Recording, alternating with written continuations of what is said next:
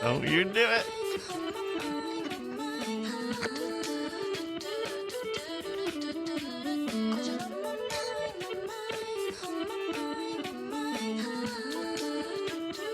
Three, two, one, let's go.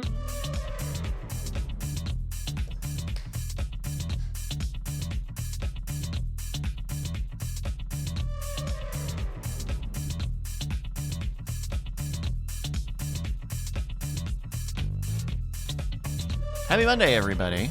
Yo ho! Hey. The Weird Things podcast here in a minute. Yep. Everybody have a good week. I had a busy weekend. Did you know? I normally don't have a very busy weekend, but I was packed. The social butterfly. Yeah. Oh, yeah, because you had F1, right? We had F1, and then on Sunday, Ben Franklin got tickets to the Austin playoff game against Dallas. Oh, wow. Wow. And so, Listos, they won 2-1. I know. Now they're in the semifinals? I think they're in the in finals. the final. I think that was the That was the semifinals, semis. right? Yeah, That's we're talking about the Austin Football Club. that's right. We, I have a story from it that is very good that I need to save for tomorrow. All right. But I have pictures. Good. Hello, everybody. We did the Weird Things. Is that the conference finals or the final? Oh, goodness. I don't know. I think it'll probably be the conference finals. So I think there are two conferences in MLS. I don't think they don't say semifinals. Let's see. We clapped for women, Oh, yeah? When? old women Why? on wheels. We still don't know. We don't know. We don't know. We don't know. There was suddenly a lot of women in wheelchairs who were Oh very my God. old. Oh, at the airport. Oh. We had a gate change, and the plane deplaned. It was Freedom One, which is Southwest Airlines' most used for honor flights because it's painted like a giant American flag. And oftentimes, flight attendants will kind of sponsor a cause and put together an honor flight. And in this case, we played the world's most uncomfortable puzzle game, which is, why are we clapping for these old women in wheelchairs? Yeah. So we are waiting for our flight to begin boarding, and all of a sudden the flight before, normally people getting off the plane, very unremarkable. In this case, a gigantic scene. The entire terminal clapping for these women, and I was in the bathroom. I think Brian and I were both in the bathroom when they announced why it was happening. Bonnie apparently was just not paying attention because she didn't know either. A Yeah. reasonable expectation in any airport situation. But also- no Be attention. paying attention why people are need to clap in momentarily. And so normally, young men in fatigues, easy to figure out, right? One person in a wheelchair They're war coming criminals being arrested Yeah. from fleeing the Nazi regime. One woman in a wheelchair coming off. Okay, she survived something like a yeah, gigantic. she did it. She beat Whatever. Let's leave it at whatever. toenail cancer. Yeah, Yep, sure. That's right. This one woman after another in a wheelchair, and it was only 80 to 90 years old, each one. very old, yeah. And everybody, every time, and then also every once in a while there was somebody that was not that old that would come out in a wheelchair. And they, would And be they like wouldn't clap. tepid half applause. Like- So Again, Bryce, it's the Bryce, world's right most now, uncomfortable right airport-related now, what do game. you think this was? Maybe like a lupus or Disease based. yeah, like an Disease okay one. based. Yeah, Disease based. possibly. But because not everybody has it. But then Yeah. But if you get it, Maine, what do you think? I mean, I thought it was honor. It sounded like it was like people like widows or whatever of people killed in action or something. Or Okay. Oh, okay. Good guess. guess. Good guess. Good guess. You're both wrong. Okay. They were female Korean War veterans. Oh, And they get Oh. flown up to DC. That's where we were flying out of. They're flown up to DC. It was an honor. Once we knew what we were witnessing, it was an honor to be in their presence. That I'm glad that we clapped every time, but boy, was it confusing while it was happening as we were trying to guess Like what playing the exactly was game. happening. It's like, well, she's got a Native. Is this a Native American army? I don't. Turns out Who the answer knows? was, show me Hot Lips Houlihan. Yeah, This is what that's she it. turns Yeah, it was into. MASH. So Smash. I think I may have mentioned this before, but my hero, Woody Woodbury, Yep. Rand Woodbury's father, Mhm. World War II and Korean War veteran, still drives and does shows. He's- Wow. What a Wow. Chad. Brian, he did more live shows last year than you. Yes. Well. Not Yeah. sure how much that's saying, That's- yeah. but yes. No, but I'm saying that he just does. This guy still World War II You want veteran. to know what? That's actually such a great parable. If you're ever like, oh my God, these people have seen my stuff before, you should really think of Woody Woodbury, who is playing for the same audience that he was like back when he was on television. Like he is still there, and they still love it. They love every second. They love every joke. He still crushes. He's quick. I watched. There's a YouTube video. You see him, and you just realize, oh shoot, he's quick and alert. He has his lines, but then he's picking. Oh, hey, so and so over there, and he knows how to. His part of what his charm is, he'll be in a crowd, be in a room, and he will work the room of like knowing people there and whatever. Like, oh yeah, we're Bob's Liquor or whatever. So and so. Here's a story. I mean, he just amazing. Here's to Woody Woodbury. World War II veteran. Yeah. World War II veteran. Holy moly. Drives to this day. Yeah. Whew. Well, you guys want to drive to the podcast? Yeah. Let's do it. Can I do it? All right, then. I'm gonna Uber Bryce to the podcast. Look out. Look, there's a circus crossing. My World War II is over there. I'm yes-anding your drive to the podcast. Okay. All right, I'll count you in, Andrew. In 3, 2. Is it yes-anding when you keep delaying the start of the podcast? Yes-anding. Yeah, well, I You're mean, yes-anding. at But that wait, point- hold on. Is it yes ending if you yes and the delay on the delay of the podcast? I've got a second. Motion is put to the vote. All those in favor say. Robert's Rules of Order said you did not have the floor. We No, throw no. it back to Andrew. Good point. Let's yes hand it even more. All right, I'll count you in, Andrew. In 3, 2. Hello and welcome to the Weird Things podcast. I'm Andrew Mean, joined by Mr. Brian Brushwood, Hello, hello. Mr. Bryce Castillo, Hello, hello, hello. and a new voice, a rookie we're trying out here. It says here, Justin Roberto Mhm. Young. Mm-hmm. Buenos dias, Mr. Young. Muy bien. Mis tocadiscos es descompuesto. Diversity hire. Welcome back, man. Hey, Welcome. it's good to be back. Glad to have you back. Glad to be back. All right. Good time you're back because we got an email from RJ Jackson who requested the help of the two world's greatest consulting detectives, who I have no idea who those are, but I do have Mm. Justin and Brian. Yep. And it's going to be some forensics, and it's going to be guess what this is. That's all we're going to tell you is you're going to guess what this is. Yeah. I'm glad you finally have come to the world's foremost experts. How long have we been talking about this, Justin? What this is? Oh my gosh. Well, I mean, we talk about it very little because we always know instantly what it is. We've been talking about going into business to identify things. No, I was asking what this is. Like, what are we doing and who are you? Maybe we're not as good at this as we thought. Or are you? We'll find out. Hey, what is this? What is this mystery? I also like mysteries.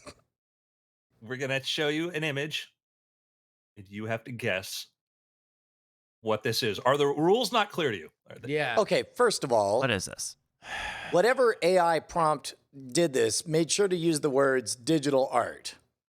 Okay. Because So this definitely looks like the cover of a role-playing mystery PC game Okay, circa I 1997. would describe it as something as a cross between like a mole rat and a catfish.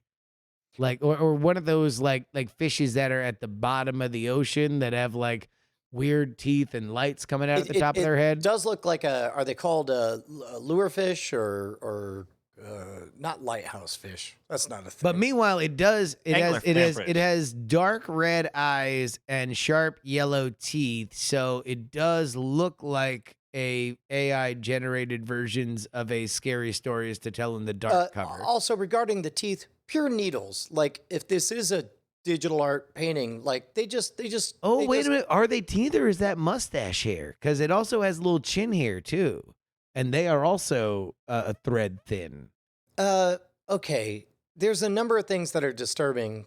Specifically, so it's got like kind of cat slit eyes. Yeah. However, and it does have antennas, but you would normally think of antennae as being kind of up on the forehead behind it. But these are more like antennae that are coming out or touching the eyes in a way that biologically I don't think makes a lot of sense. So by far, my number one guess here is the bassist of Korn. I mean, I think you're actually onto something because there is something to this, and the background is dark charcoal or black, and Yeah, out of this is not coming- a photo for audio listeners. This is not a photo. This is definitely some kind of artistic portrait of a thing. But specifically, the skin looks a little bit like a beetle's carapace if a beetle's carapace had very wide pores all over it. Yeah. I'm not going to lie, Andrew. I feel like there's something disturbingly anthropomorphic about this. Like maybe I would believe you if you told me that somebody had uploaded a picture of a particular human's face, possibly mine or Justin's, and said, but a horrifying beetle chemotherm at the bottom of the ocean. All right. First up, you guys are idiots. I mean that in the most Given. loving way Point possible. taken. Given. Point Most loving way taken. Point possible. taken. Loving way. Okay. It is a photograph. It is not AI generated. What? It won an award in a photograph competition. What? Okay, go on. Do Wait. you want to try to Keep guessing guessing. now? Okay, well, all right. So if it is a photograph, then it has to be something. I want everybody to like roll back to like a minute ago. Like we know because Can't of the be a background. This is photograph. digital. All right. Well, no. must I be mean, that's digital. what it looks like. I Again, don't know. Zoom back in. And Tell me also, I'm so wrong. by the way, this is not raw in frame. Whatever this is, like if it is a photograph, it is retouched. Okay, go back down to the chin. If Um, those are chin whiskers, why do they look like folded fingers of an arch villain that goes sideways? That's really weird. This is not. This I'm has to beginning be think retouched this is in a some weird way. thing. I think this is a human face through a filter. I think they took a photograph of a human and there's some No, filter. no. They're saying that. Look at that cheek. Look at that cheek. No. I know. I think that we're closer on the idea that it's like some underwater beastie, Okay. and that this is like to enhance it and to bring out the facial features. This is what else happened. Bryce, you don't have the ability to flip this upside down, do you? Because sometimes they'll do that tricky thing where it's like, well, if you look at it from the right angle, Exactly. then it turns out The to be- Mad Magazine gambit. I think I could do that. Okay, all right. Possibly. We'll see if this gives us anything else boop, because. boop, boop. Well, okay. Yeah. All right. It also now- looks dumb. Nope. Still a grinning, evil face with a bug face, a lion's nose, stalks growing out of its eyes. I'm gonna say Is this? a under deep sea water like heat vent at the bottom of the ocean dwelling beastie. I'm going to say this is the first casting photo released for the sequel to The Shape of Water. I thought you were gonna say for blacker Adam. No. The smell of air. I mean, okay, All right. yeah, that's not helping. Ready for more? Yeah. Yeah, I Okay. do. I'm gonna give you a big clue here. Big Yeah. clue. Mm-hmm. Not as retouched as far as we know. Macro photography. Oh no, that would explain. Okay, so The hell is macro photography? super microscope stuff, right? So Very now close all of a up. sudden the fact that it fades out and there's a super duper shallow depth of field would make sense because that's what happens when things get small. Is this like what a germ looks like? Wait a minute, Have commercials for disinfectants been right all along? is this a flea or a tick? Oh. I don't want to think about it too hard, but Ooh, that's good. Yeah, let's go with tick. all right, tick. Final answer. No, but right kingdom. It is an ant, and the antenna, the eyes of the ant are actually out of frame, so those antenna stalks look like eyes, and so we just focus on this. But this is an ant. That's what an ant looks like, huh? Andrew, I hope you won't be offended, but I straight up assumed you were lying the whole time and that there was no way this was a photograph. I mean, this is an extraordinary photo. And this was the runner-up in this contest. Would you like to see the winner? Yeah. Uh, What was this Well, thanks to- contest? I saw this photo the other day. I thought, oh, that's cool. Passed on it. Then RJ Jackson sent it in saying this might make a good story, and you were right, RJ. So this is part of this Yeah. Nikon Small World Photo Contest where they're looking for very, very close-up images. This is the winning image. Oh, that stinks. Boo. Ant got robbed. What? Ant got Like robbed. a hold on. gecko, like a gecko hand. Oh, that's awesome. Yes, this is a gecko foot. This is apparently made up of, quote, hundreds of images, quote, masterfully blending imaging technology and artistic creativity. Yeah, no, stinks. What- Ant what- face. Ant what face. type of got ant? robbed. Yeah, go back to Ant-Man. I like the Ant-Man. Uh, Do we know what type of ant it was? Because wouldn't it have? Was it on my mother's side? there's not a lot of info here on. That was the kindest response I could give you. What's its Instagram handle? Is it posting about Trump on Facebook? So the thing about ants is that one by one, individually, they're kind of cool and neat and actually smarter than we realize. But together, they can do a lot. Not unlike our Patreon audience. Yeah, patreon.com/weird things is where you need to go to support this program. At patreon.com/weird things, you can give us money. And if you do, we'll keep doing the show. If you don't, well, it's dicey. So head on over there right now, patreon.com/weird things. And let's be clear, we understand each and every one of you beautiful listeners is really doesn't have a lot going on upstairs, just following the pheromones of our broadcasts. But together, Like that ant face. you create a supercomputer of astonishing power. Mm-hmm. So do your part. Give us money. Money is poison, and you have to get it out immediately. Get it out. I read a blog post once about an author that says, I like to make my characters a little bit dumber than the reader so the reader feels smart. And I feel like our podcast has devolved into that. I don't know, man. People, if you ain't seen that face, I just think that is dumber than you think is another way to say honest intellectual exploration. Yeah. Dumber than you think. There was a lot of honest intellectual exploration Yep. today. That's it. Gentlemen, I want to show you on the subject of photography again. This is another cool story that I thought could be a jumping off point for something interesting. So I found this in Gizmodo, and there's a photographer who, by the name of Connor Nickerson, who went back and took a bunch of his photos from his childhood, his yearbooks and everything like that. And then he went in and he edited himself into them from modern day. Okay. And you kind of got to see these to appreciate it.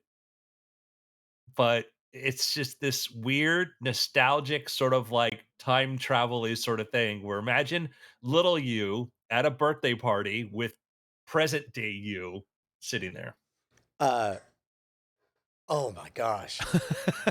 It looks like his older brother. It looks like his brother's taking him on a walk in the back. I mean, no, or there's very much a father son kind of thing, and so So if describe the photographs. all right, this is what again would look like to anybody else like a father and son on a train with the young child looking out the window and father blankly looking with his arms or with his legs crossed out the window as well. Although And not for nothing. I mean, all credit to this individual, but I mean, that one's not the best. The train one's not the father best. looks maybe 12 years older than the baby. It's like, can you wait until you're actually old to reflect on your youth? I mean, this is like I photoshopped me with me from yesterday, and boy, you could tell what a toll one day makes. I mean, I don't know what public schools you went to, but there are a lot of fathers and sons that are around this age gap. Describe Oh, this wow. image here. So this is the kid rocking out, and I believe the older version of the kid wearing the exact same jacket, which again only supports my thesis that it was too soon for this. Playing guitar while he's rocking out. I don't think it's the exact same jacket. The one that the No, this is older, an yeah, Atticus the older version looks a little. But it looks very convincing. It does, Opening yeah. presents. And they do look spontaneous. You know, they don't look perfectly posed the way I don't know that family photos may I not mean, look like. We can't be very far away from, a fun app that does this, where all you do is upload some old photos of yourself and then What? I want to wonder for a second. I just realized I just put the story in front of you. For all I know, it could be a guy and his little brother in photos, and the guy just Yeah. said, "I photoshopped myself into a bunch of photos of my younger self." And we're like, "Oh, that's adorable. That's great." And meanwhile, like the brother's like, "Dude, no, that was us." So we're That's brilliant. In fact, maybe if somebody has twins, do it twins. Like if my daughter had twins, I made a photo collection. I'll just take of a bunch her- of photos of Bonnie next to Josie and then just say, or Yeah. dress Callie up in 70s clothes and put on an Instagram filter or whatever. Yeah, but no, it's the thing that had me thinking about this was you got to imagine for this person because those photos have a lot of meaning for him, Mhm. presumably, and to have that and look at these moments in time and now to see your older self in there probably has to feel a bit, I don't know, like time travel or whatever. And to think about what we're going to be able to do with VR, imagine taking your photo album or your scrapbook or whatever and walking into those places. Well, I mean, and I am not sure exactly what story I saw, but discussing the idea that with the amount of publicly available stuff that is out there from our loved ones, many of whom have passed on, that there is a way in which you could train a model to talk to people that are no longer with you, and like that's feasible, and it will only get more sharper in fidelity the more that people have put stuff online.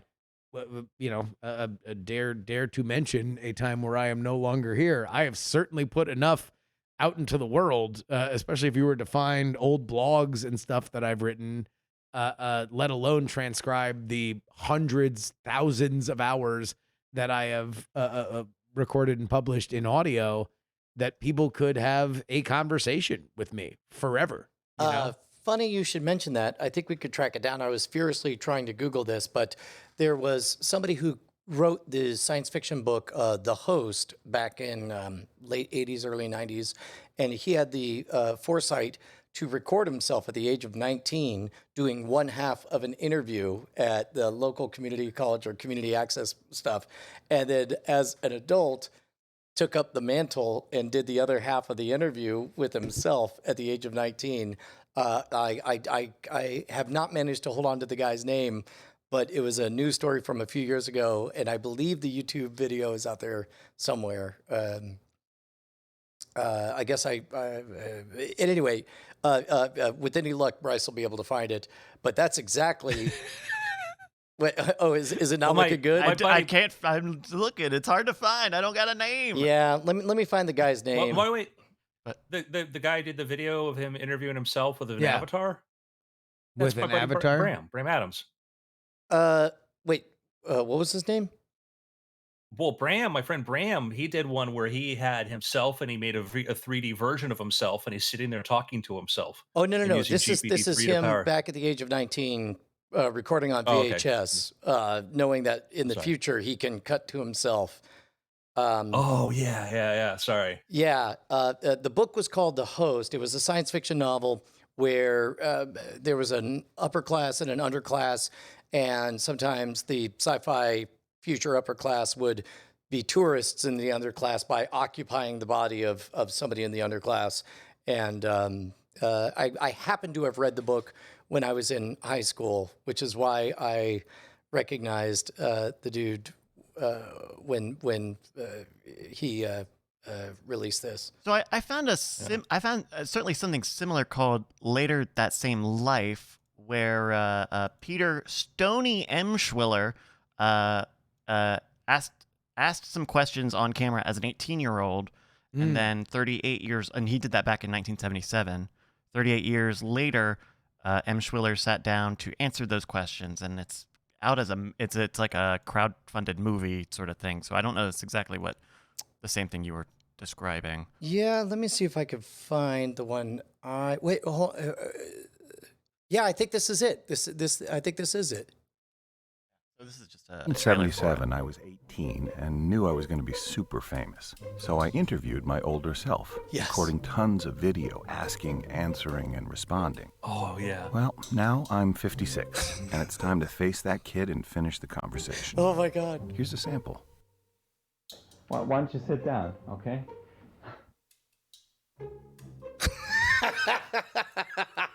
This is exactly how you're picturing it at This is home. about as weird as it gets. It's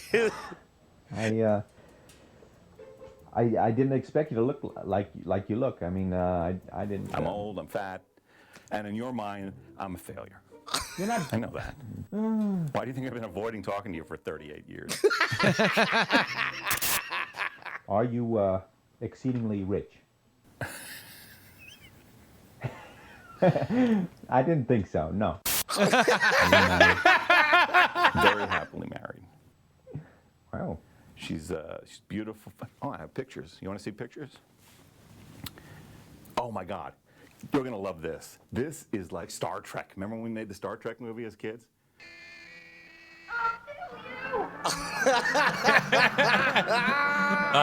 She's Can I meet her 8mm, 2 kids in red Yeah. shirts beating each other up in Star Trek. yeah, 2015 is when this dropped. She's Is she nice? yeah. You meet her in What's she look like? oh my God, she's 12 years old now. Ah. Stay away from her. So that's I guess that's a full-length film called Later That Same Life, and it looks like it's out. And that is a great, that is a great thing to think about. Like the idea like we could capture all of ourselves and say like, this is the Andrew bot, but this is Andrew at 18. Yes. And oh my God, I would be very frustrated talking to myself. I went through a little bit of that recently. I went back through emails from the mid 90s, putting together a collection of them. And whoo boy, Brian at 19, I don't think I like the kid. He's a real piece of work, that one. I feel the same way about Yeah. me, not you. Oh, okay, good. No. I would chime in as well. I am very, very grateful that I've had people that dealt with a younger version of me as patiently as the two other people on this podcast did. But like you made me a better person and not the other way around. So. Well, that's nice. I mean, I don't know. I would no, because I would say it the other way around. I don't know, like it was definitely a realization of what could exist to be around people that were as high functioning as you guys are. Well, I don't know. This is one of those things that I guess, philosophically have believed is that part of the reason I've enjoyed joining the new media movement, 14 years ago, is that I love the idea that just having enough of me out there that could be held on to, and I think we've talked on this podcast about how how destroyed I felt when I found out that there's a word for what I was believing, and that's dataism, DATA. The idea that if there's enough data, you can recreate everything. Unfortunately, entropy gets the best of us all, and it doesn't matter what kind of encryption you use. If you converted all of the matter of the solar system into hard drives, you can't preserve everything, and things decay and evaporate and actually go away. And there's the heat death of not only physical matter, but intellectual matter, of ideas and so on. And once I realized that I was putting everything out there, just assuming the video of this moment or of how I phrased this that time was out there somewhere, and to discover that if it is, it's not going to be there forever. It's not going to be there for long. And letting go of all that, it was recalibrating, is how it was. And so I understand, despite the futility of projects like interviewing yourself or whatever, I think that at this point, there's enough fidelity. And the answer, as we've talked about before, might be in the form of artificial intelligence, where you don't need all of the data. You just need enough data points for a robot to fill in the gaps in a believable way, where you can revisit and have a conversation with yourself. Yeah, that's the challenge in machine learning, which, if you want to do systems that learn by information, is you start to think like, we'll train it on the internet, and you have databases that have hoovered up a tremendous amount of data for that. But then you realize that the sum total of human experience or knowledge that even we have is way more than that. That's just a tiny fraction of stuff. There's things that just aren't there. And an example I bring up is people ask me all the time, like, do I use AI to write? And I'm like, no AI system that's available right now has ever read an entire book. It may have read pieces of stuff, but it's never read an entire book. And so, because of just exponentially the bigger, the more space that you try to put for each thing you try to train it on, it gets more and more complicated.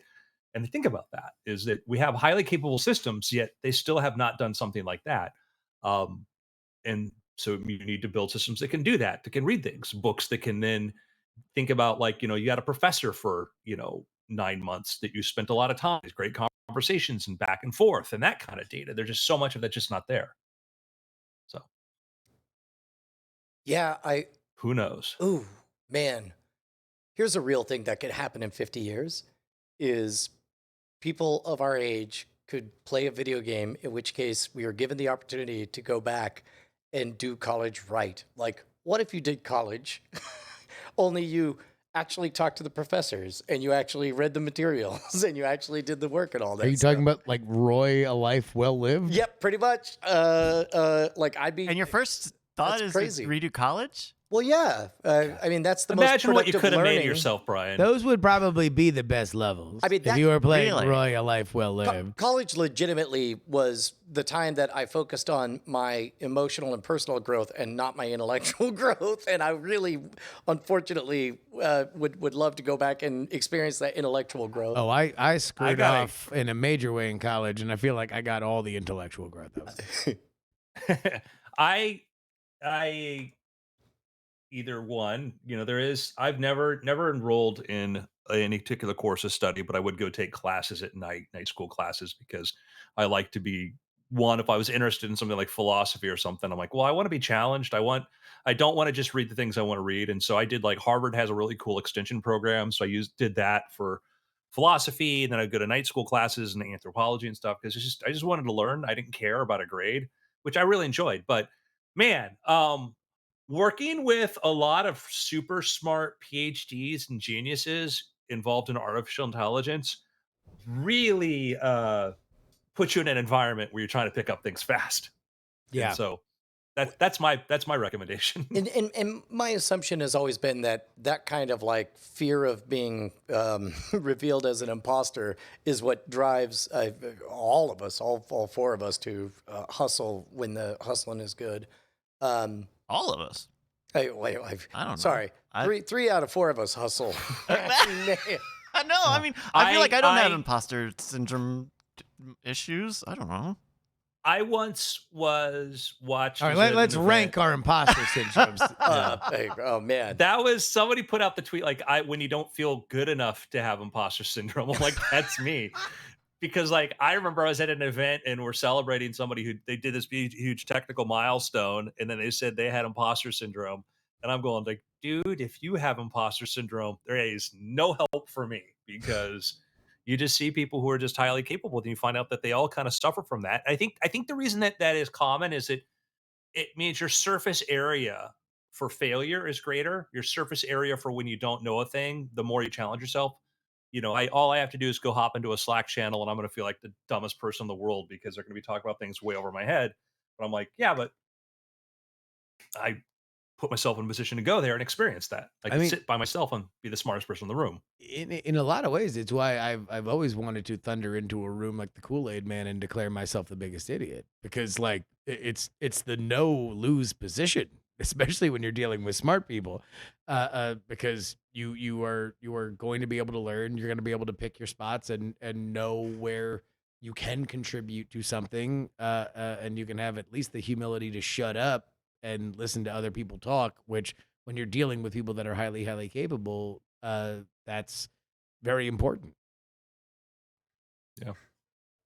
That is probably if I were to tell any young person listening, or older person that probably needs to hear it, like the fastest way to earn respect is to shut up.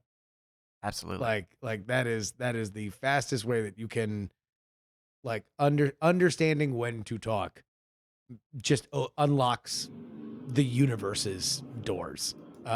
You will be a better person to be around. You'll be more respected. People will find you smarter. Like it is probably the greatest social cue that you could possibly hope to develop. Is what's the at least this was the motto when I was a kid. Do kids still have lurk more? Do they tell each other to lurk more? That used to be the thing. No, I've never heard that It actually. was like a Brian. You've heard lurk more though, yeah? If not, he's shaking his head and he's very smart. It feels like Bryce, you have your own no fear brand, ready to launch your own apparel. Well, it was like you would post that when someone came up on a message board, talking big, or maybe not following the rules, not Yeah. formatting their stuff right. Like, hey, just like read the room for a minute. Before you start thundering in and declaring Yeah, what's what, right? yeah, because it is message boards are social networks. They're just very, very, very, very, very small. In a lot of cases. I genuinely believe that, like, writ large, the stuff that we wring our hands about right now about social media are all just mass learned lessons that everybody who's ever been on a message board has learned, like on the micro, since the 70s, right? Like since the earliest versions of these things. Yeah. We have all learned that people get overheated. They don't go on message boards when they're happy. They go when they're lonely and sad and they want to connect with people. That same people agitate, and eventually the bad actors wind up getting unearned attention. Like, all the stuff that we think is now destroying the fabric of civilization, we knew it from the very, very beginning of these things. I would say too that, like, yeah, there is, if you were online back when handles and anonymous names were common, then you kind of got your battle scars. You Yeah. just sort of learned a lot and you just sort of went through it, because when people had that fake mask up, everything, catfishing, all of that, there was like that early 90s message board sort of stuff. If you survived that, then a lot of people came onto the stuff later on when moderation and name stuff and Facebook. That was the big revolution with Facebook was, oh no, you got to be yourself.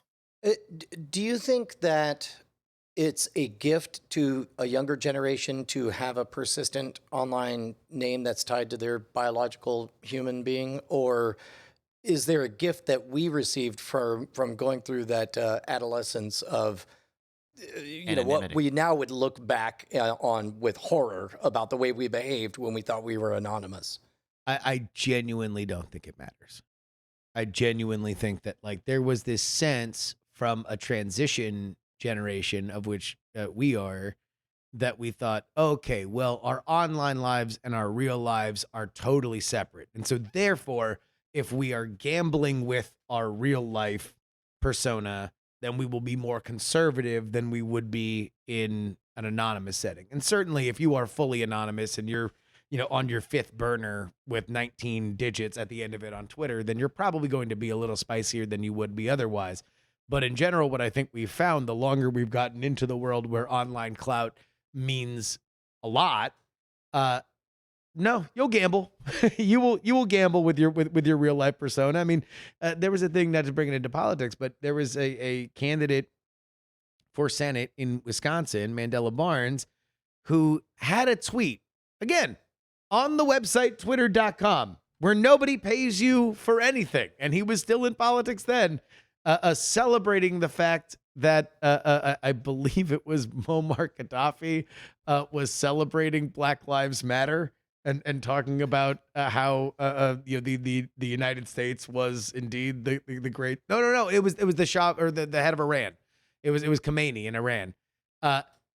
Celebrating that like Khomeini had tweeted about Black Lives Matter and didn't delete it.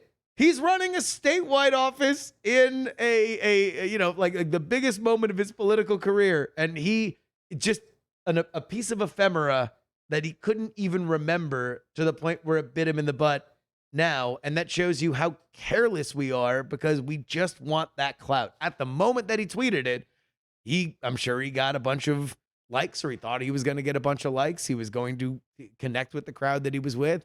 And now, yeah, we don't have any more permanence about our reputation. Things are just looser because it's seductive to be liked online. You know, one of the ways I like to be liked online is by telling people the things that I like. What are some things you like? You know what? Some people like games. Yep. Petty, trifling, simple little games on their phone. frittering their precious moments. Other in life. people like massive online over-the-top streaming narratives based on childhood nostalgia. Yeah. Me, I like the Roland Emmerich movie Moonfall over on HBO Max. My God, Bryce, what have you done to me? I laughed. I had such a headache by the time I went to bed. This movie, I got 35 minutes into it, and I was like, Josie, will you please join me for just 5 minutes of this movie? And we cackled so much. Bonnie went to bed, and then she woke up and said, what is wrong? I was like, what do you mean, what's wrong? And like, you guys are screaming. It's like, we're screaming with laughter. And then I put her on speaker, and she listened to it, and she couldn't hang up. This movie, guys. It's Moonfall. Go just watch Moonfall It's with someone you wild. love. It's wild. I can't even. I clearly- Roland Emmerich, Roland of Emmerich. course, of Independence Day and Day After Tomorrow. So like BSI level disaster movies are this man's stock and trade. Yeah. So the moon, it's falling. And if Start there. If they do the Start right things, there. then literal line, maybe the moon will go back to its orbit. Just the way it so casually sets up these huge, big ideas.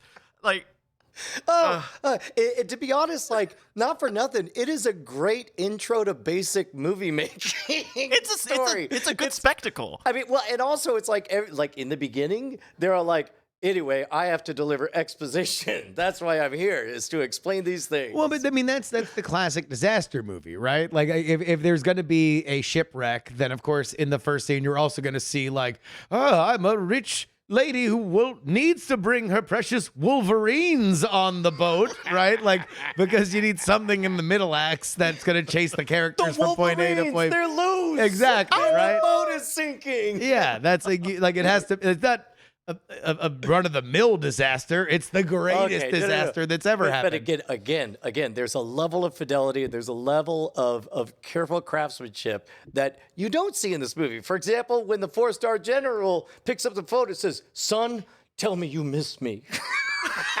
Yeah, everybody, every person, every adult in this movie is divorced and has split custody. All of them. Someone check up on Roland. Let's make sure he's okay.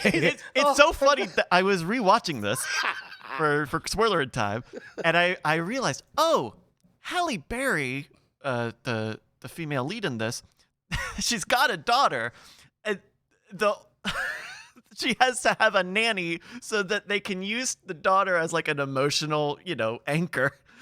But Halle Berry goes into space, so someone has to look after the kid. So that's why there's just a babysitter. Well, and also the reason they have a babysitter is because it's the one Chinese person. Because this is important because they have to get up out of orbit and then they have to refuel. Thanks to our friends at SpaceX. At which point we'll rendezvous with an experimental craft. Thanks to our friends at the Chinese government. And then they go and they attack the moon. But they convince it to get back into orbit. But I love. You get back into orbit, Moon. You better go right now. It's so great. It's so good. None of this is an exaggeration, by the way. two product placements that are so. One of the characters it runs a Lexus dealership, so there are Lexus cars everywhere. Yeah. The other one, the software that powers the old space shuttle that they use, brought to you by our friends at Kaspersky Labs. Saw that prominently displayed multiple times. It's in like the final big moment when they're like hacking, tick, tick, tick, tick, tick, tick, and you see Kaspersky, 87%, 86. Last thing on the Lexus is we get 80% through the movie. We've seen this Lexus drive all over the place, and then finally, dude says, "We gotta get into overdrive." Hits the button that changes it from eco mode to sport mode. So they're showing the features. Features of the So Lexus you're automobile. saying that this was a movie that started in some product placement firm. That like script doesn't matter, really. It's just, well, I mean, come on. Like if Roland Emmerich is gonna make a Roland Emmerich movie in 2022, you're gonna need some product placement. Like the rest of that money ain't there for the taking. And now I want to watch a sequel to this movie set. Someone else make it, but a sequel set in this universe where this happened and everyone has to live their life. Well, no, I mean the sequel, Sunset. Oh, sunfall, sundown. Yeah, Sundown. Sun up. Oh, it's going farther Yeah. away. It's splitting up. It's The like, sun well, splits. I don't understand. We circle around the sun. If it comes closer to us, won't we just fall into it? It's like, no, you don't understand, son. The sun isn't going. By the way, the sun is named Sunny in this movie. The sun's not going towards us or away. It's going up. It's leaving the solar system. It's going up. Sun up. Sun up. Sun up. Look at and this. The thing that we haven't even spoiled is so insane. The way this movie ends is ridiculous. So great. Samuel on- Tarly's in it. Yeah. Okay. Anyway, Moonfall. Moonfall. Other picks? Yeah, my pick is The Thick of It. So I don't know if you guys know, but our friends currently in the United Kingdom are having a hell of a time keeping a prime minister. We used to have 2 Liz's that ran the United Kingdom. Now we're down to 0. So a shocking crash in Liz's in position of power. But in the midst of all that, I decided I was going to finally watch something. I'd been done with my like 4th rewatch of Veep, which is like my comfort show when I'm on the road. And so I decided I would watch The Thick of It, which was the precursor series from the same creative team out in England.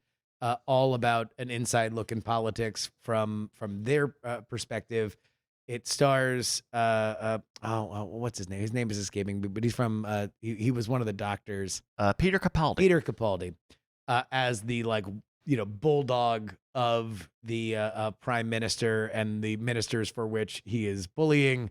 It's very, very, very funny, and especially if you want a little fictional companion series to what is happening, the turmoil that is happening in the United Kingdom. It is especially interesting and exciting to watch.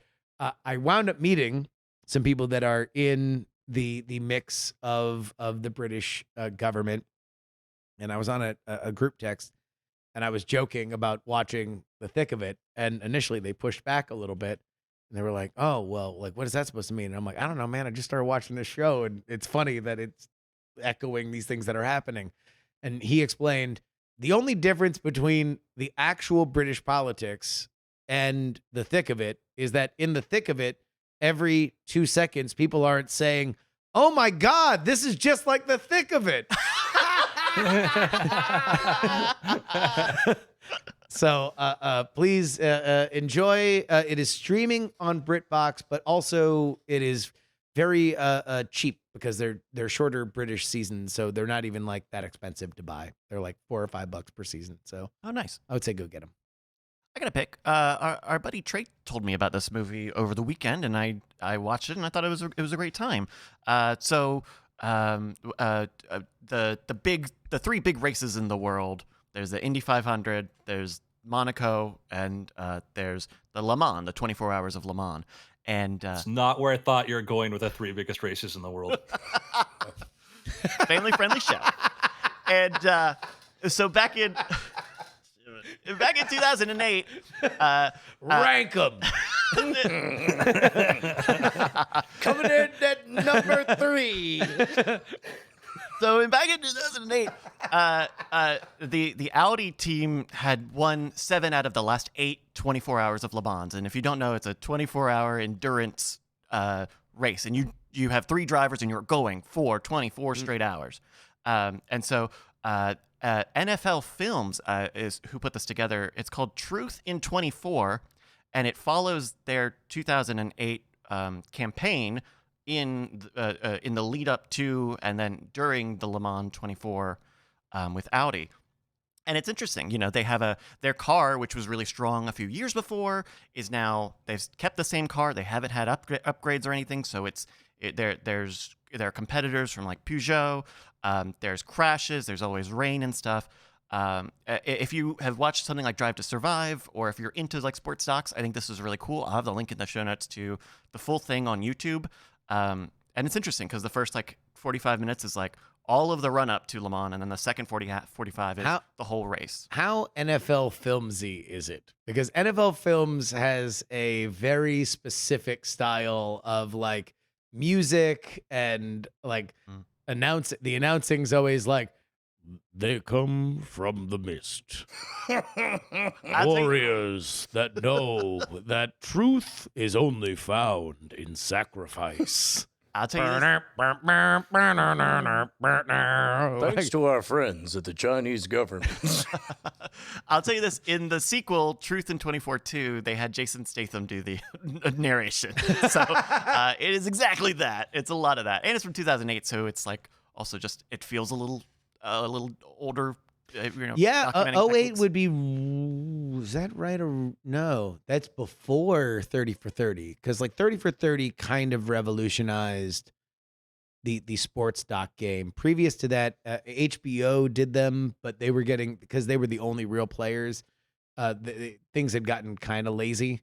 So in fact, knowing at this point, I'd bet you that NFL Films was just testing their, like, I don't know, can we just sort of expand beyond? And then I don't think that they really found that they could. Although if this is good, then that's great. Yeah, it's pretty good.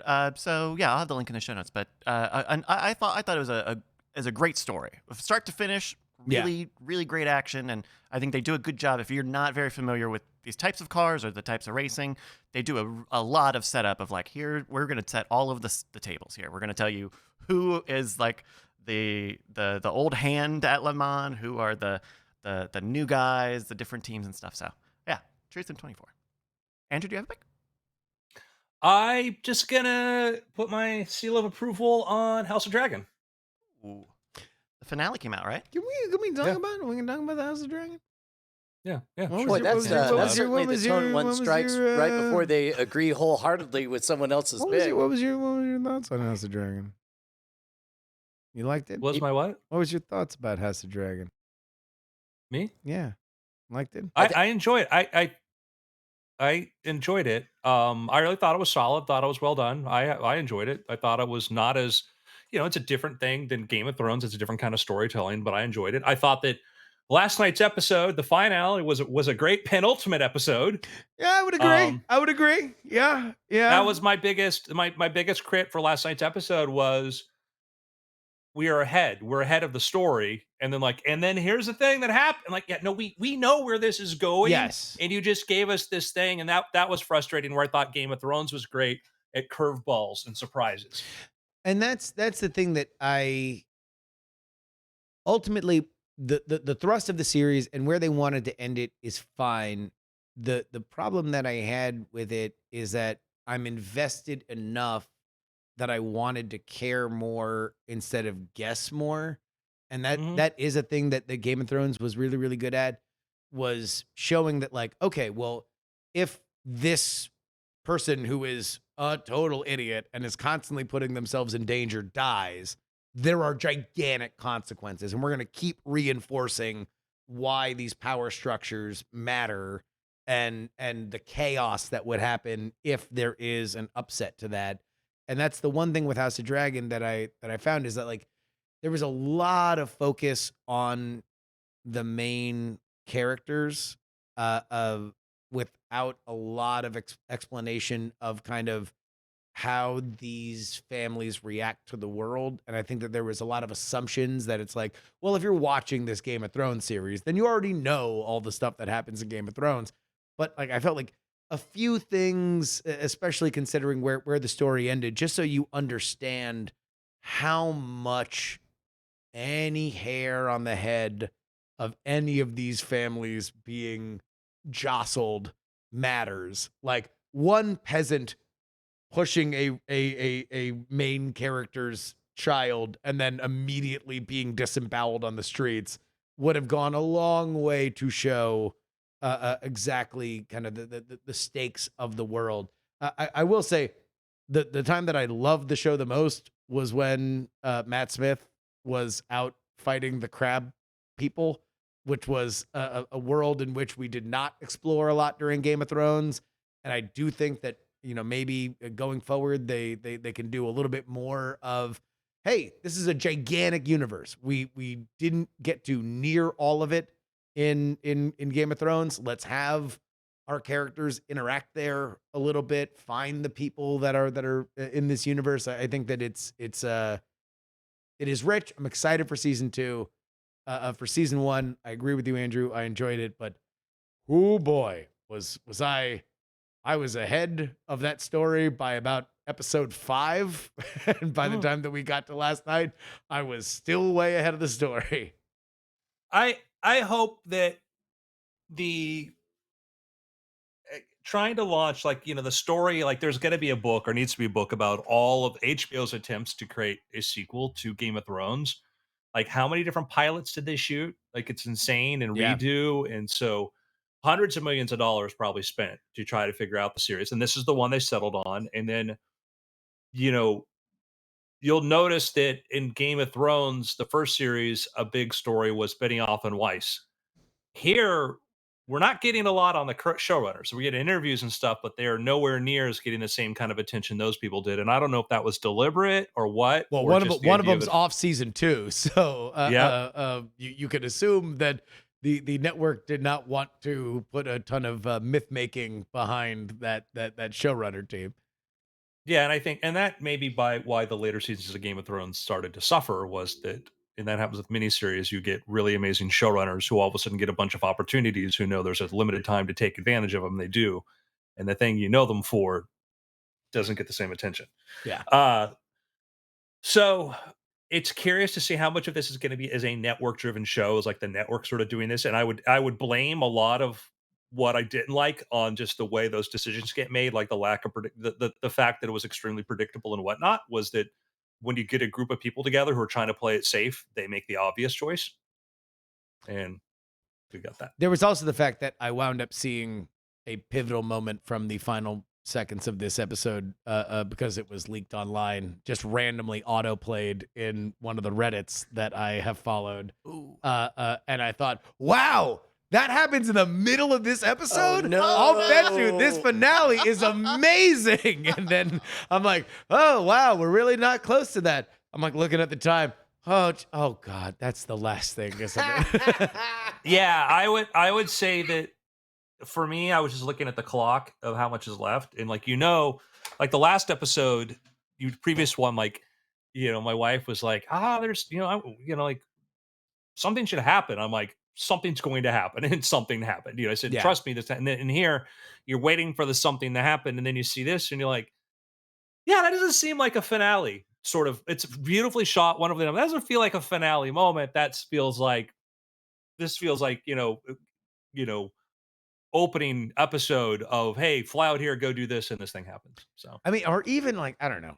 I felt like, not to get too spoilery, but there needed to be a scene after that scene where a character gets news of things that happened in that scene, like just so you can cap it and just understand, like, all right, this is gonna escalate. There's a decision. There's a face that looks like, I don't know.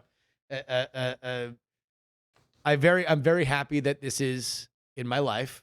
I did miss Game of Thrones. I think it was competent enough. If anything, it wasn't the fact that it was disrespectful, like I think the final seasons of Game of Thrones tended to be, because we were so invested in it. I'm encouraged by the fact that they changed the showrunners, because I do think the show can be better.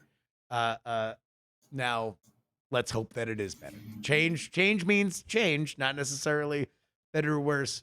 My hope is for better. That's one vote for better. All opposed? Nay. All Who right. was that? The motion passes. It will remain the same.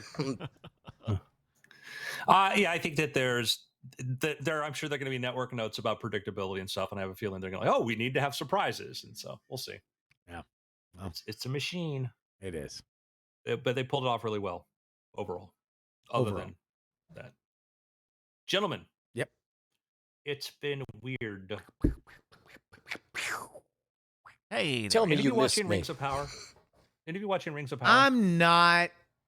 I haven't watched any of Rings of Power. Granted, I've been traveling a lot, so like I haven't had a lot of time to watch a lot. I've definitely very aggressively been waiting patiently for somebody to tell me I have to watch it, and so far that page has not delivered that message. I heard a lot of some of the same notes on Rings of Power as House of Dragon, where by the end of the first season, you're like, oh, well, this is a show I might want to watch. You move the pieces on the board enough that I care, but would have been nice to get to that during the first season.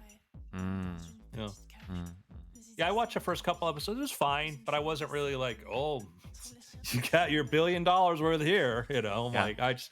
I remember my complaint was, you can buy that IP, but that doesn't buy you great storytelling. Storytelling's hard. IP is easy, and that I don't feel it's bad, but I watched a couple, touched 2 episodes. Like, do I care what happens next episode? I'll get around to it. I wasn't like House of Dragon, at least. Like, I want to know what happens each episode. Like, I want to follow that story. Where Rings of Power, I'm like, Yeah, that was the stuff that I read about House of Dragon behind the scenes is that George R.R. Martin, who obviously has an outsized role in things since Benioff and Weiss are no longer part of the franchise brain trust that leaves George R.R. Martin with more power, that one of the biggest fights behind the scenes was Martin effectively wanted the first 4 episodes of this season to be the first season.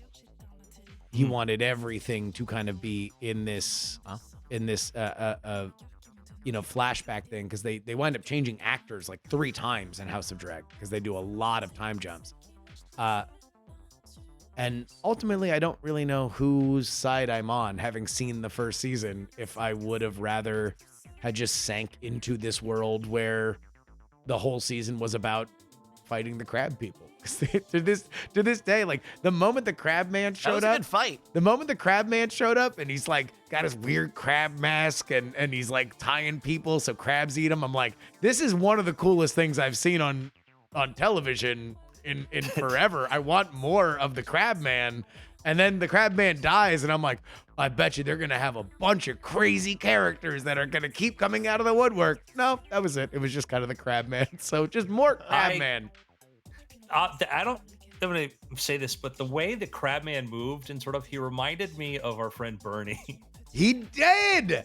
He had a gait to him that was like really, like there was just something like rad about that because it felt like, obviously in a world that is saturated with kind of medieval fantasy stuff. Like we have Rings of Power on currently. We have Game of Thrones to remember. We have everything else that's happened in this world.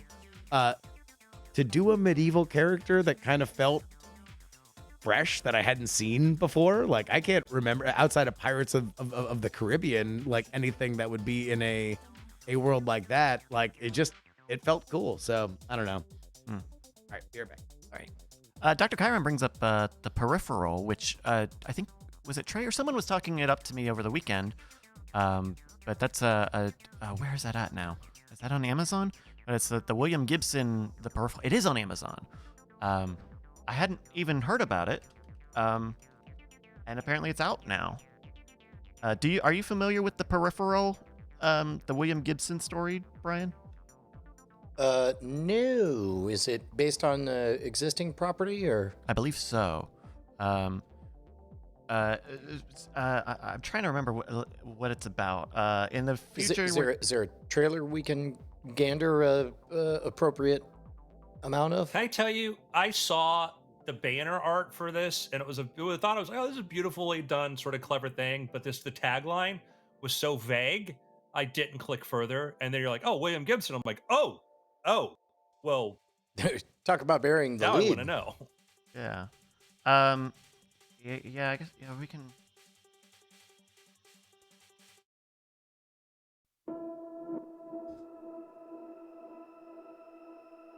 Your skills So it's are a full being sadly series. wasted in this Yeah. den of imbecility. I got things to do. Mama needs tending, the house needs cleaning.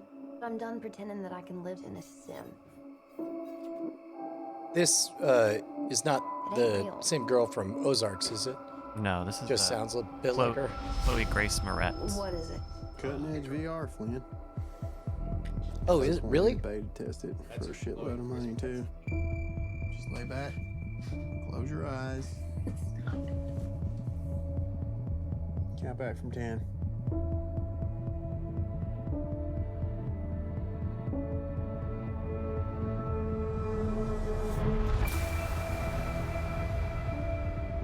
This is London.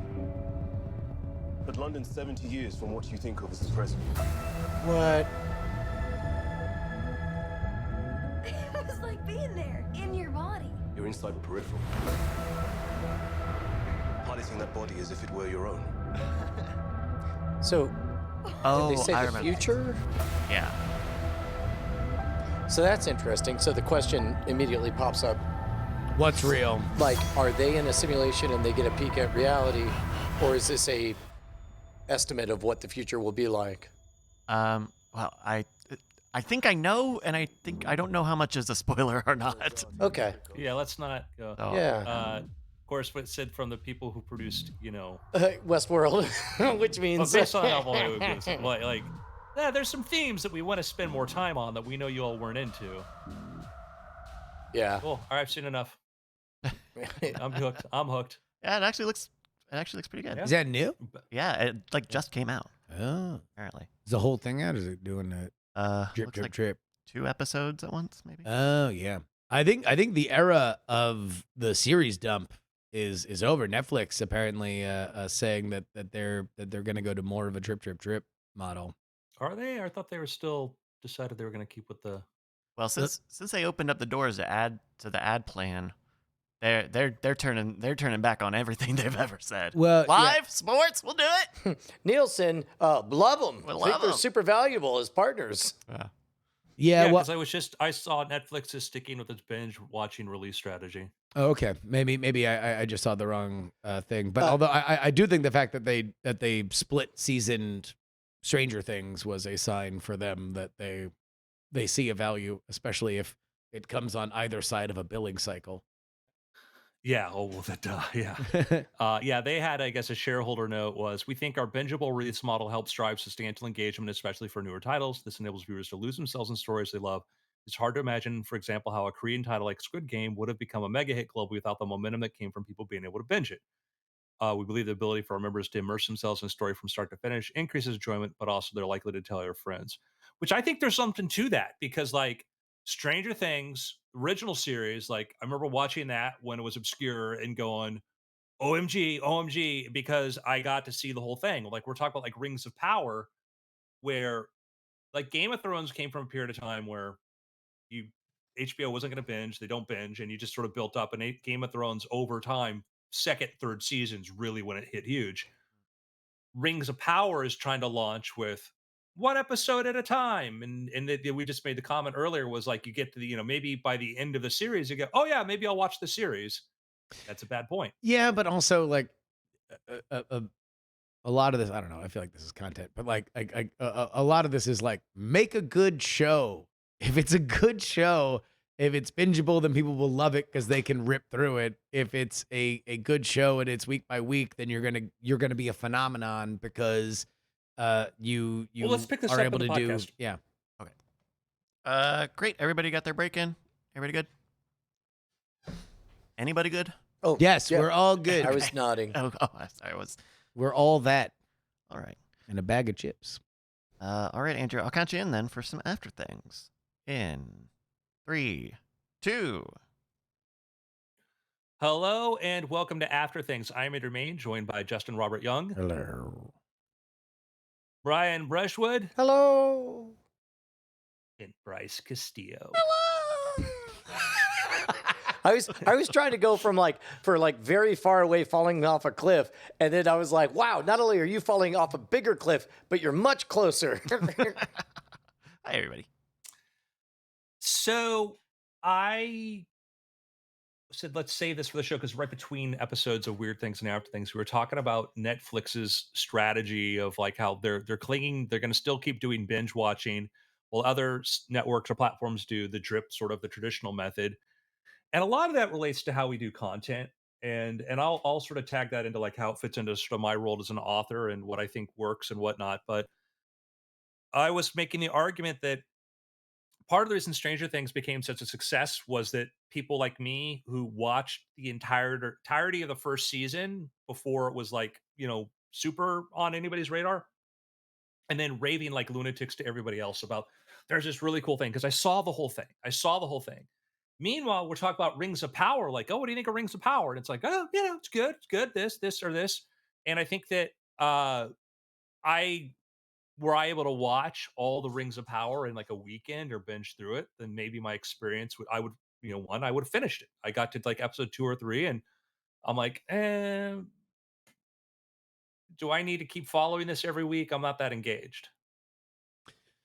Yeah, I mean, I think that we probably shouldn't box ourselves in on the idea of do you dump everything or do you do one episode by one episode? Because those are ultimately beholden to models that don't necessarily need to guide us anymore. One episode by one episode was the way that things would air on television. The bingeable model was there because DVD binging became a thing in the aughts, and that's what Netflix was looking to recreate. Imagine that a new series you could rip through like you do on the DVDs of Lost or Battlestar Galactica, which were so iconic at the time. I'm into the idea of release. Let's say you have a 10 episode season, right, which is not strange on streaming right now, and it was 4 one week, 4 next week, and then the final 2 episodes at the end, and you were conceiving a show based on that. Then you would know you want to do a big cliffhanger on episode 4. You want to do the gigantic, I can't believe this is going to happen moment at the end of episode 8. And then you're going to have effectively either a huge, a cataclysmic thing in an epilogue or a 2-hour movie to wrap up your series. I think that there's a lot of ways that you can do that not only gives you that bingeable momentum, but also preserves word of mouth. And I think that ultimately, be it something that's binged like Stranger Things or something that is drip drip like Severance, if your show's really good, then you're going to have people talking about it, and giving people more time to talk about it can continue to make it something that has been successful. Quick disambiguation. Are we talking about how we artistically would like things to be for our own enjoyment, or are we talking about what is an effective strategy to keep a business afloat? Whatever one you want to talk about first. I personally, I really dig the hybrid experience, which we saw with, and there's so many different variations of it. Our Flag Means Death did 2 a week, which I thought was good because they're half-hour episodes, and that blended together nicely. I liked Andor. I think did a very astute job by releasing 3 right up front and then going week after week. And I think that you could have chopped it into 3 and then 3 again and then 1 and 1 or whatever. But I'm very pleased with how that went. On the flip side, I'm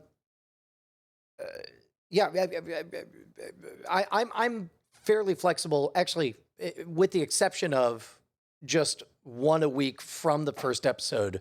I can't think of too many things I've loved for doing that. Like even The Boys will start off by give me 2 on day 1, but as far as like keeping a business solvent, I don't know that you could justify not having at least some bunching up at the beginning to get that momentum rolling forward. We do see that more and more. Like Disney Plus will do that. They'll do like 2 episodes or something. I think part of it too is like some of the shows are so small. It's like 30 minutes. It's like, oh, did you catch 30 minutes? There's not enough to talk about. There's not enough to really sort of talk about something. And I would say that I haven't watched She-Hulk. I haven't watched Andor. I'll probably watch Andor. Andor's good. Yeah, I'm glad to hear that. Had I been able, Andor's really good. I'm glad to hear that. But that's the thing. Why did I not watch this? Because it was a prequel. Because it was a prequel to a movie that sucked, and everything else on Disney has been. It is a prequel to the movie that is arguably the best of the new Star Wars films. True. Yeah. I hate to say that, but I wasn't that like I learned to accept that movie, but I felt like this, like Obi-Wan Kenobi just kind of killed it for me. And like with the some of the Disney Marvel stuff was like, Captain America, Winter Soldier, and then I don't know Moon how Knight, I couldn't finish. Anybody could watch that whole series week after week if it wasn't their paid job. Wait, which one? Which one? Captain and the Winter Soldier. Yeah, I mean, Falcon, Falcon and and the Falcon Winter and the Soldier. Winter Yeah, Soldier. Falcon. Sorry. Yeah, sorry. Oh, spoiler alert. Yes, literally. Yeah, that one I actually got through because it came after Scarlet Witch or WandaVision, and WandaVision. I was like, well, WandaVision ruled. This is gonna get good any week.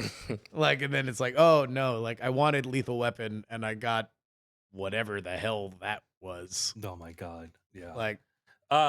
Yeah, and then like Obi-Wan Kenobi was just so meh. Boba Fett was like, hey, I liked him when he had a 3-minute cameo and said nothing. I will say Andor. Go to Disintegrations. Andor's the best thing that Disney has ever done with the Star Wars franchise. It has me enjoying things that I swore I hated, including blue milk. And there was a reference to a legacy character that I was like, I hate that in general with all the Star Wars stuff, that they always want to find a reason to bring you back to an old place or have you meet an old person. But I love the show so much that they mention the old person, and I'm like, woo! Maybe we'll see this person. Yeah. No, it's good, but I mean, it shows you how much this stuff is hard. Making good television is really, really, really, really hard, especially when you're dealing with this kind of IP where everybody wants to have their hands on it. Bryce. What I've seen, Sorry. Go ahead, Andrew. yes, and that problem I've seen is having seen inside, and we have all to an extent here, network decisions and how they work. And sometimes you'll find out the person making big decisions about this stuff could give an F about the IP or even really Yeah. understand who's good to run it. And I've seen that happen with big budgets like, oh, they're going to be adapting this. Like, oh, cool. Who's the showrunner? Oh, pass. Because you just know, like, as a fan, you understand, oh, no, I know what the output on this. This is not good. Or, yeah, this person just isn't going to get it, you know? Sorry. I was going to ask Bryce if he had a personal favorite between binging hybrid or week over week. I like having the option to binge, but also there are not a lot of shows. I mean, there are shows that I keep current with for Cord Killers, but a lot of times I am not able to keep up with shows, or I just don't find a show that I want to. Like Andor, I'm giving Andor another try, and I'm only on like the 3rd or 4th episode at this point. But I'm glad that I have the flexibility to watch him after the fact. You know, it's very weird, the like binging versus all at once, or the binging versus week after week problem is interesting because that's only a problem you have for 2.5 months. Exactly, and right? then it's never an issue again. And it that's, doesn't show up anywhere. It very rarely is even. Maybe you'll see an air date on some of these. Because that's the reason why I think that we are going to move more toward maybe not a week after week, although HBO obviously is like steadfast in their thing that like, okay, well, because they're still so tight in television that they are going, Succession will never come out 2 episodes unless they air 2 episodes because they want to really blow it out. But I would assume that we're probably going to move more toward a bunching model, if not a week after week model, because like you said, Bryce, it's only an issue for a little bit, and then everything's bingeable forever. Yeah, I think the challenge gets into, did you guys finish Sandman? I didn't start. Yeah, I've not, but I've heard only excellent things about it. I like that first episode. That's all I've seen. Yeah, I've watched a few and I enjoyed it. I enjoyed Sandman. And that's a show that I think got all delivered because it's a Netflix show. But the problem that like the new metrics are, like, people are asking Neil Gaiman, like, well, when's the new season coming out? When's the new season? And to my knowledge, Netflix is not greenlit a new season. And people sometimes you're used to hearing when they're pretty high on a show, like the moment it drops, they've already greenlit something for that. What I heard about the Sandman, sorry to cut you off, Andrew, but what I heard was then don't, Bryce. Then just don't. You have that choice. Where are you at on being cut off and not being cut off, Justin? Yeah. Hey, Bryce, I'm sorry to cut you off, but I just want to say that was really screwed up the way you cut off Andrew. I really had nothing more to say. I thought it was just fun to say that to you. With Sandman, I think it was Neil Gaiman himself who was out there saying like, "Hey, you guys need to watch this right away because binge numbers, the fastest you can finish these new series on Netflix is a very, very valuable metric for them."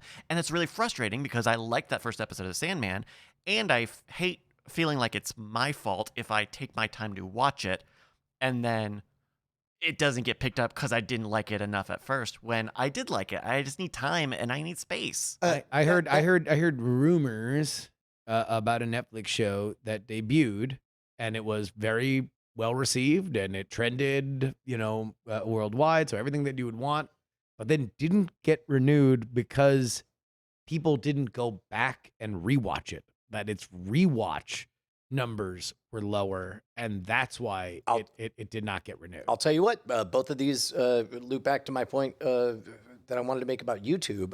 YouTube, of course, watches you watch it, and even if you've hit subscribe and you love a thing, if you just accept the recommended next video, it'll notice that, well, it seems like you like it, but not like it. And likewise, we've previously on this program talked about how we're trying out shorts on YouTube. We had our first short that averaged a viewing time of 110%. It averaged more than one view per episode. And in a world where that's possible, then why wouldn't the robot want that? Yeah.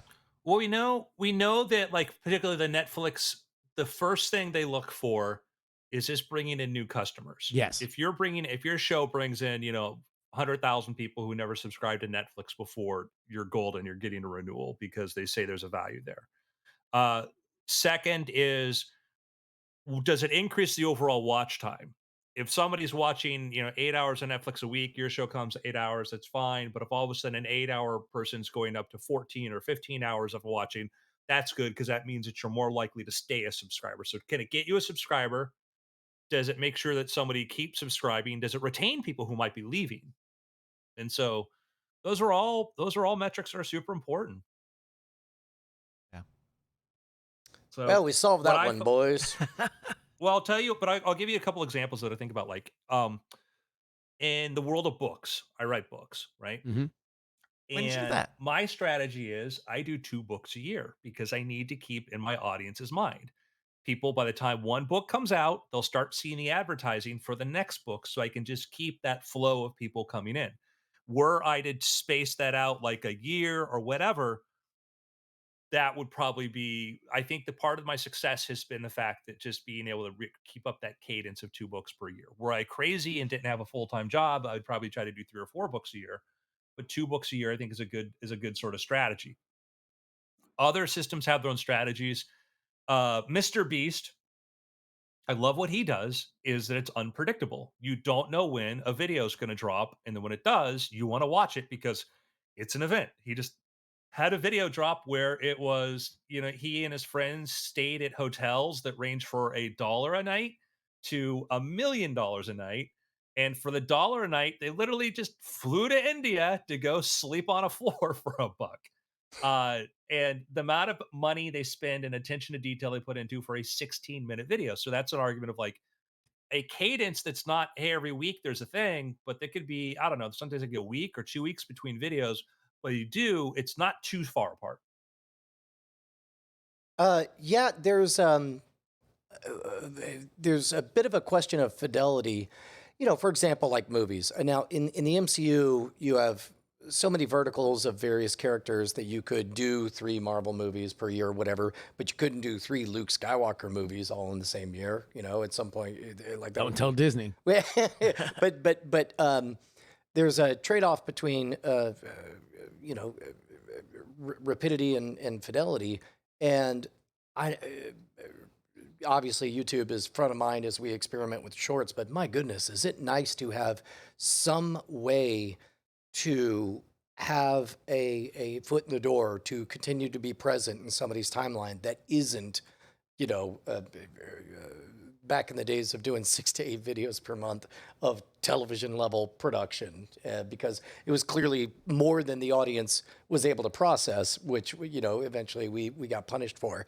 My hope is that in all of these different broadcast media, there's a opportunity to strike balance.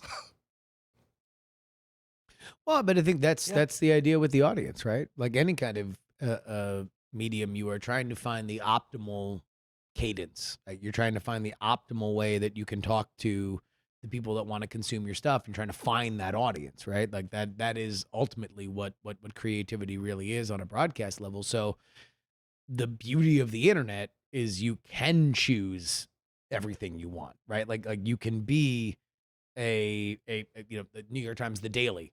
Very simple. We're the New York Times. We produce a good podcast 5 days a week, or is it 7? I don't know. And each time we're going to interview people that wrote stories, so you will know what is going on, and we'll know what the features are as they drop.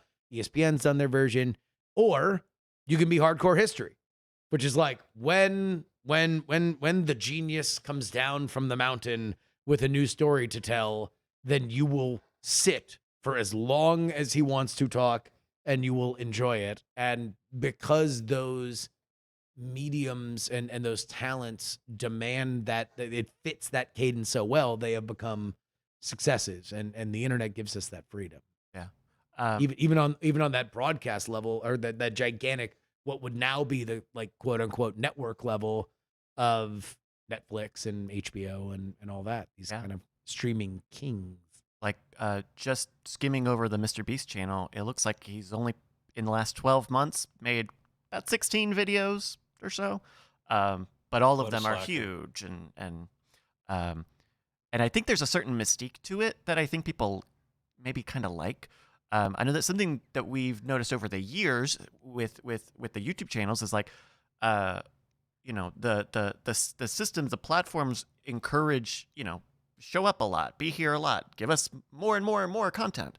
Um, but I feel like I don't know.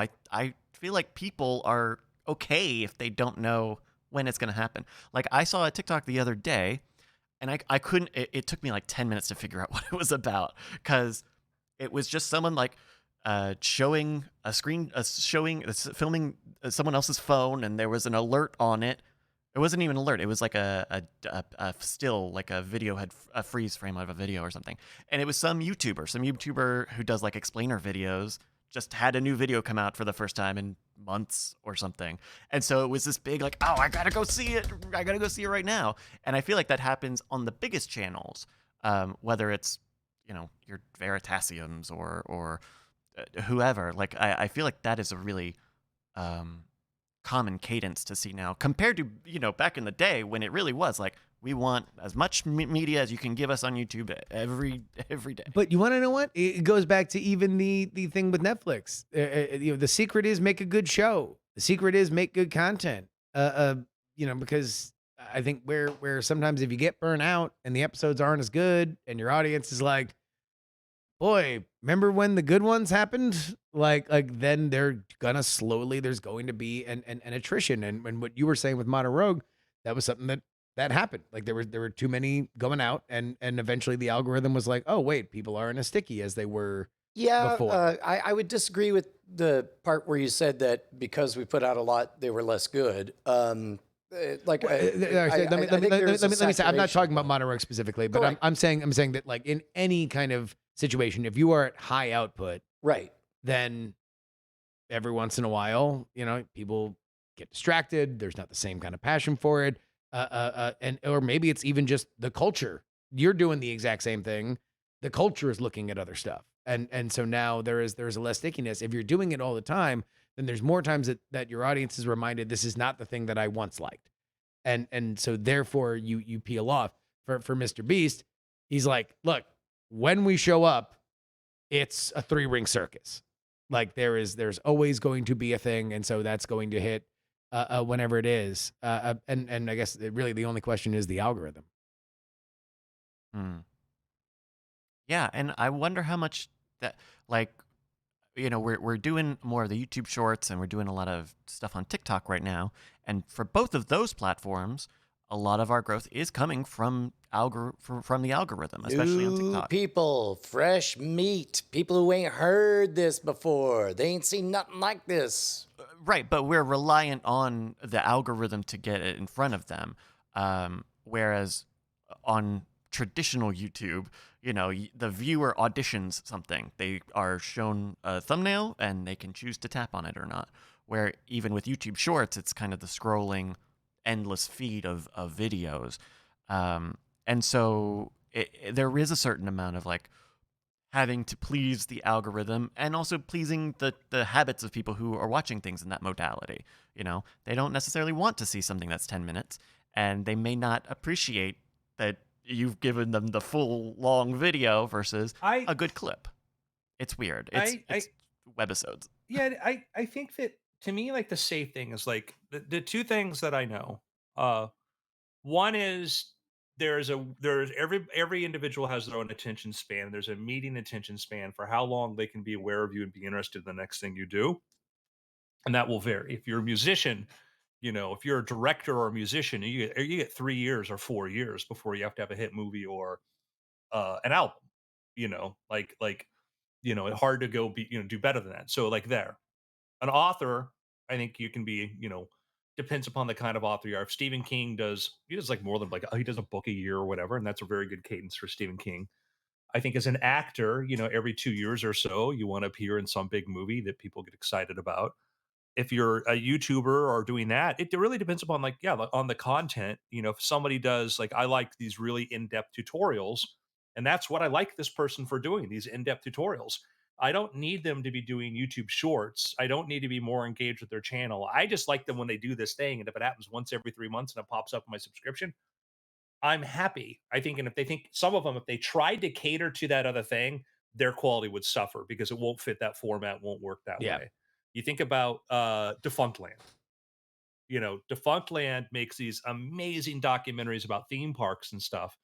And I think that Defunct Land, I think they should probably increase the regularity a little bit more because it does you kind of go kind of a long ways between stuff. And there's some things that I don't know. Some of them should be bigger, have more attention than they did to get. But anyhow, I guess what I'm saying is like the kind of the best advice I've heard is, one is just try to please your audience. Just try to make a great video. Promise them what tell them what they're going to get.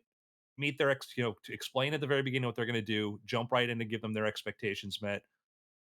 Don't try deceiving thumbnail or anything else like this. Just try to really engage them, get them in, and then figure out a cadence, or a window. Other than that, magic. Because I do think that part of, I think the middle ground is the part where your passion and your output meets where your audience wants to enjoy it, and that's when the magic happens. If you can find that rhythm, because one of them you can't control, and the other, your brain will start writing checks that your output can't cash. Yeah. Yeah. And like that sort of guides me when I'm making some of these short clips is like, yeah, we can jump on sounds and songs and stuff that are really popular at the moment, but at the end of the day, I think it's better for people to see our videos and go, oh, okay, there was something pretty substantial there, more than just a topical, trend of the moment, and it seems like it's working in terms of building up a good character. We're trying to put a good reputation out. Yo, man, I got a pick. It's a hot new TikTok channel that's blowing up the charts. It crossed over 200,000 followers, a scant less than 24 hours ago. Suddenly, it's all the way up to, where's it at, Bryce? 207.3 thousand followers. It went up 1,000 just since lunch. That's amazing. Yeah, we had a really strong weekend on the TikTok, and it's been a lot of fun taking the old Modern Rogues and some of the old Scam Nation stuff and repurposing it and kind of cutting it up and trying to find good, meaty forms of it that are also not necessarily the full thing. It's interesting. Check it out. Good stuff. I also picked the Modern Rogue TikTok. Hey, I'll pick that as well. Thricely. The old Bryce Thrice. That's right. The Bryce Thrice slice. Andrew, do you have a pick or slice? I'm gonna. It's a company that I'll just pick it out. Right, I'll say like I use a lot. Replit, and I've mentioned this before. Replit is a environment where if you want to code, you code everything in the cloud, and you can serve web pages and run websites and everything, and all from one sort of location. It's not necessarily if you want to do like huge tens of thousands of people hitting your site, but you can run it and then install it somewhere else. It's really good. It kind of where I do my projects. And now if you go back up one more screen, Bryce, they just came out with this app for mobile, and they have a mobile app for coding.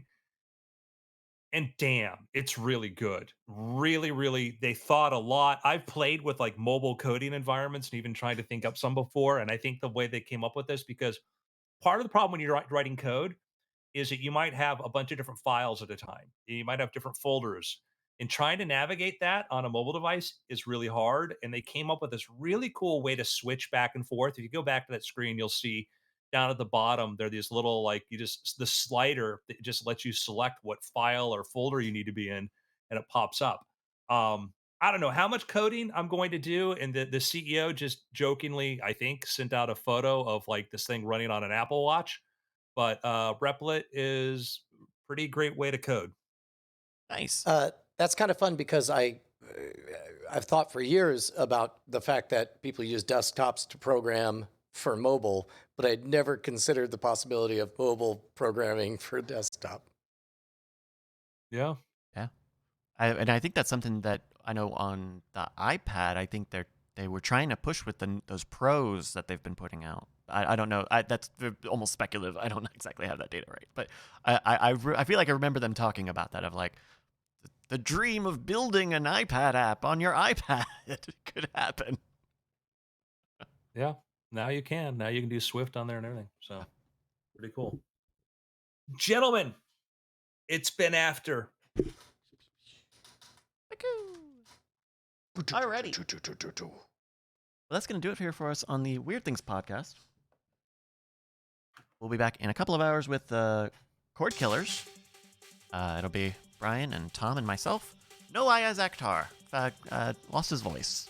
Feeling Oh, sick. Yeah. Where'd it go? You know, the big windy city. Who knows where it blues off to? Is he in Chicago now? No. Oh, that's where it went. If he That's where- was there, then he he'd did. have his. He did. Yeah, Yeah. He went from LaGuardia to Midway. Alrighty. Anything else, everybody? Nah, we got this one. Nope. Got it. Put it in the bag and then take the bag out to the market. Take the market to the. Shut up thing. Okay. Yeah. Bye,